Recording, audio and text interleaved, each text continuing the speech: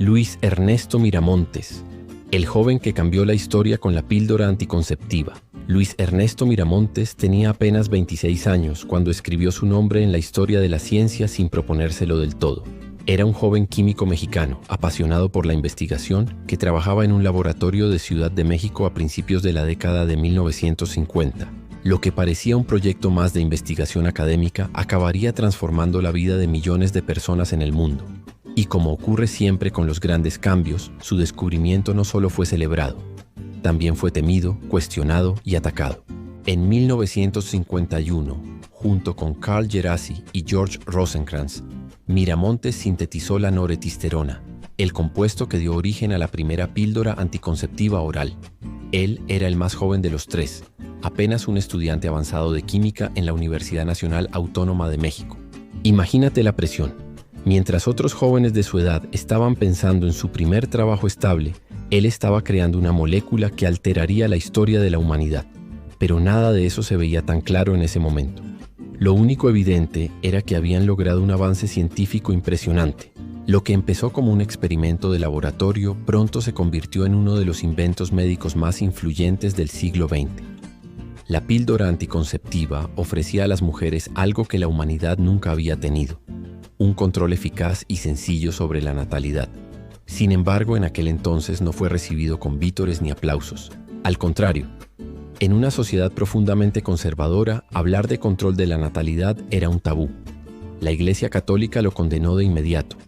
Muchos gobiernos pusieron obstáculos para evitar su difusión, y una parte importante de la sociedad lo veía como un peligro para las buenas costumbres. ¿Cómo era posible que un simple comprimido pudiera alterar las normas morales establecidas durante siglos? Luis Ernesto Miramontes y sus colegas recibieron fuertes críticas. Se los acusó de jugar a ser dioses, de alterar el orden natural, de promover la promiscuidad. Incluso dentro del mundo científico, no todos veían con buenos ojos aquel descubrimiento. Para muchos, aquello era demasiado radical, demasiado arriesgado. Y como suele pasar, la polémica empañó durante mucho tiempo el verdadero valor de su contribución.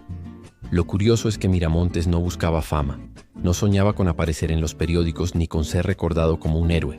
Era más bien un científico disciplinado, alguien que amaba los procesos químicos, la investigación rigurosa, los detalles microscópicos. Y sin embargo, esa pasión silenciosa lo llevó a ser parte de un invento que daría más libertad y más poder de decisión a millones de mujeres en el planeta. Piénsalo un momento. Antes de la píldora, las mujeres prácticamente no tenían herramientas para decidir sobre su maternidad. El embarazo era, en muchos casos, inevitable. Con este avance, de pronto, millones de mujeres podían estudiar, trabajar, planear su vida con mayor autonomía. No exageramos al decir que el trabajo de Miramontes contribuyó directamente a la revolución social y cultural de los años 60 y 70, a la lucha por la igualdad de género y a una nueva forma de entender la libertad individual. Pero el reconocimiento tardó en llegar. Durante décadas su nombre fue casi invisible. En muchos lugares del mundo se recordaba más a Djerassi que a Miramontes. El joven mexicano quedaba en segundo plano, eclipsado por otros. Y aquí está una de las ironías más grandes. Un hombre que ayudó a cambiar la historia, a menudo fue olvidado en los libros de texto. No fue hasta años después que se empezó a reivindicar su legado. En 2000, la ONU lo incluyó en su lista de los inventores mexicanos más importantes. Y en 2001, el Instituto Nacional de la Propiedad Industrial de México reconoció oficialmente a Luis Ernesto Miramontes como co-creador de la píldora anticonceptiva. Su nombre comenzó a ocupar el lugar que le correspondía, el de un pionero, un innovador, un hombre que se atrevió a ir más allá de lo establecido. Su historia nos recuerda una lección poderosa. A veces, cambiar el mundo no significa ser aplaudido en el momento.